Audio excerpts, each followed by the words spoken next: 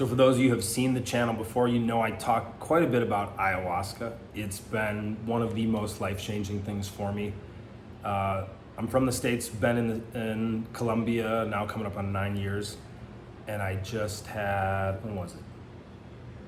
Oh, I guess it was almost 10 weeks ago now. Ayahuasca retreat for my 40th birthday. It was wildly powerful. Yeah. So I wanted to share something that came up. I'm sitting here in my living room in beautiful Medellin with parrots flying around, rain in the backdrop, and with our two sacred medicines, Mambay and Ambil, representing the masculine and feminine. So I got one here, one here.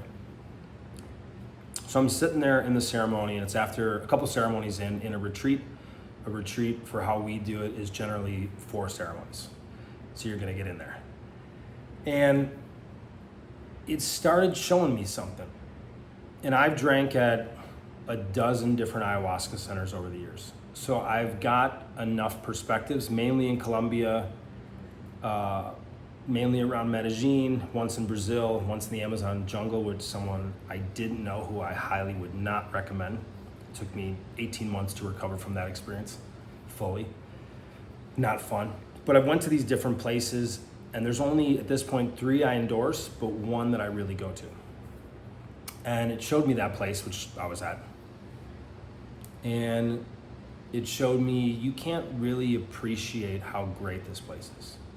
And it was like, we know you like it. You keep coming back. 80% of the time you've come in 8 years, you come here. So you obviously like this place.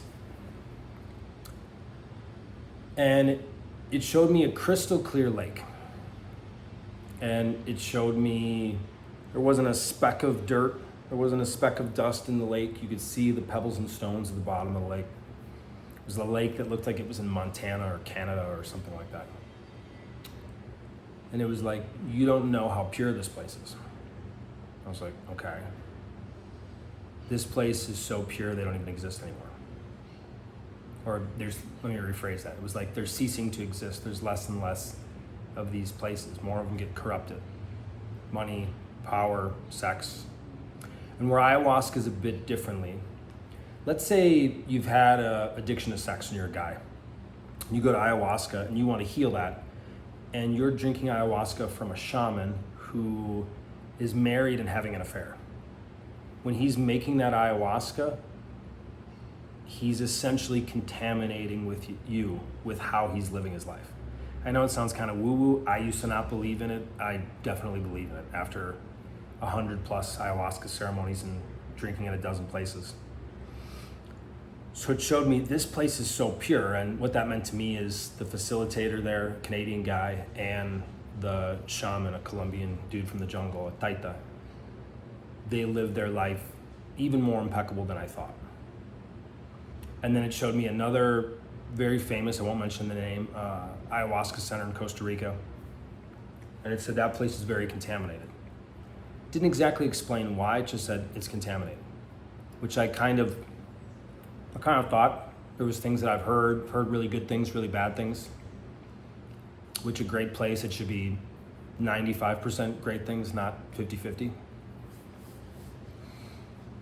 A couple weeks later, and it's not to spread gossip, that's why I intentionally won't say who it is, a shaman from that center got caught up in almost just sexual abuse or sleeping around, the main shaman, this famous shaman, and then got a young girl pregnant and went to another country to have an abortion. So it showed me these 2 environments.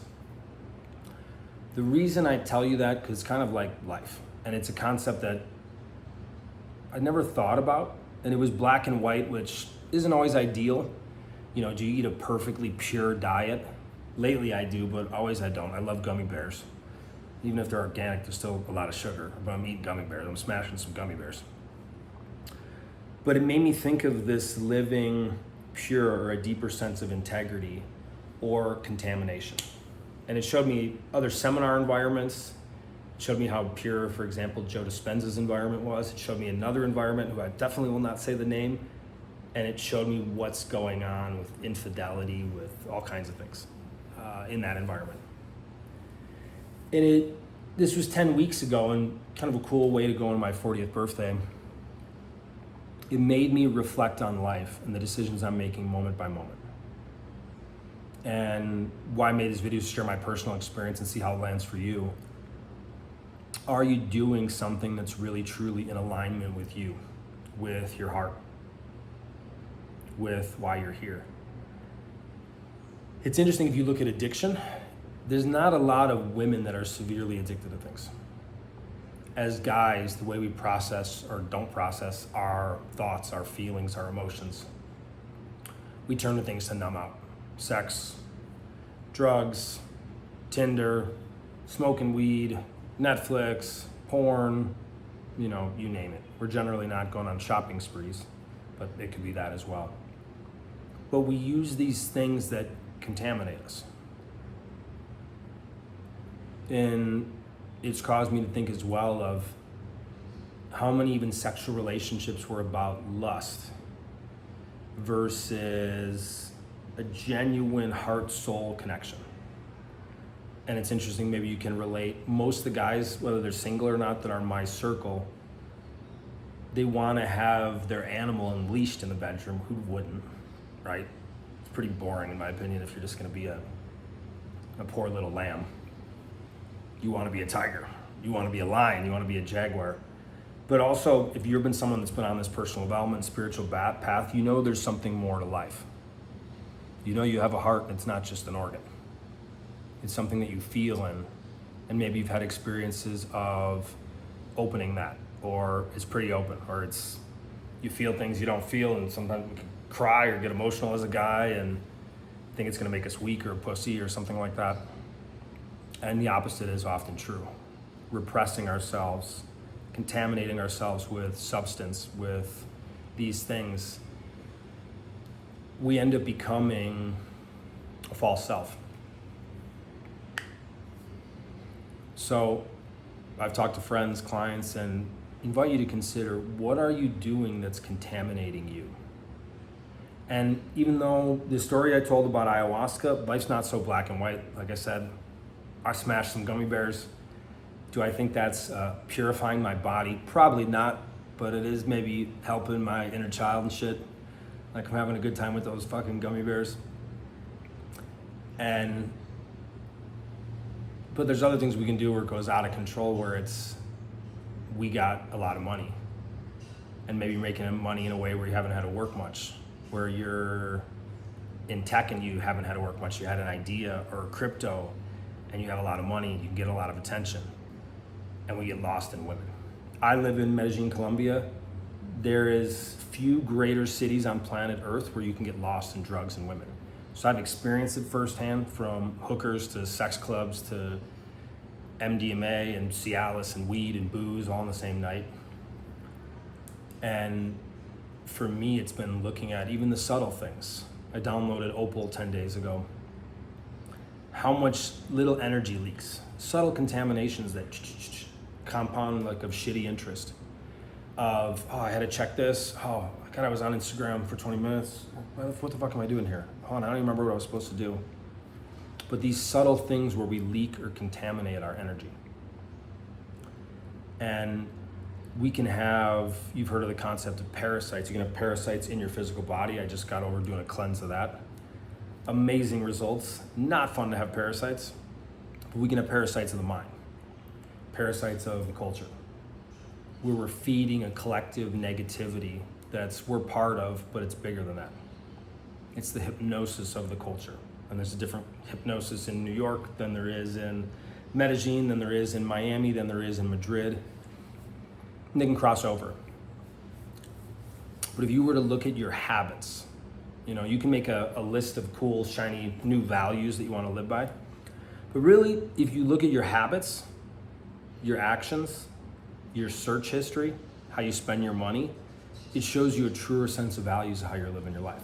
So for me, since my birthday last 10 weeks, it's been a tightening up of, am I living from a place of purity? Or another word, you could call that alignment, integrity, congruency. Or am I leaking my energy? Am I allowing a parasite to come in? For example, I'll make another video about that as well. For us as guys, and maybe you've dabbled in this, maybe you've mastered it, I don't know. When we ejaculate, we virtually always lose energy. I wouldn't say always, but most of the time. And when we're wasting that precious energy,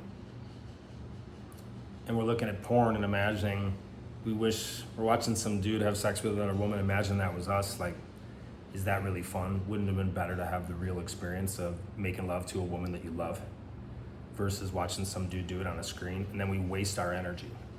It depletes us, and it's more contamination and more contamination and more contamination. And one more thing, and also how we cleanse our energy.